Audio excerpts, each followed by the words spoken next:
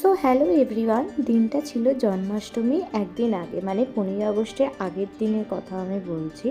আর জন্মাষ্টমী ছিল 16ই আগস্ট। তোমরা সবাই জানো যে জন্মাষ্টমী এবছর দুদিন পড়েছিল, মানে 15 আগস্ট রাত্রির থেকে জন্মাষ্টমী পড়েছিল। তো দিনটা রানিং ছিল 16ই আগস্ট পর্যন্ত। তো অনেকেই জন্মাষ্টমী পুজো দুদিনই করেছে, আবার অনেকে একদিন করেছে। তো বেশিরভাগ মানুষই 16ই আগস্ট পালন করেছে। তো ফার্স্টেই তোমাদের দেখিয়ে দিলাম যে আমি গোপুসোনার দোলনা, মানে গোপুসোনা যেটাতে বসবে সেইটা আমি একটু ডেকোরেশন করে নিয়েছিলাম আমার বাড়িতে যে জিনিসপত্র ছিল ছোটোখাটো সেটা দিয়ে।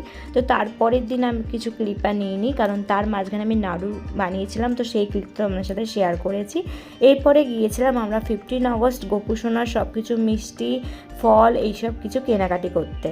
আর এই বছর নিয়ে আমার গোপুসোনার পুজো হচ্ছে 3 বছর।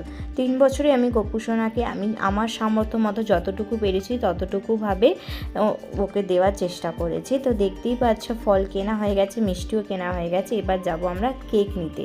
আর হ্যাঁ, তোমরা হয়তো অনেকেই ভাববে যে কেক দিচ্ছ, কেকে তো এগ থাকে, কিন্তু না, গোপুসোনাদের জন্য আলাদাভাবে এগলেস কেক আমরা এনেছিলাম নিয়মরে, যেটা এগলেস কেক পাওয়া যায় প্রতি বছরই পাওয়া যায় আর কি, নতুন নতুন ভ্যারাইটি আর কি বার করে।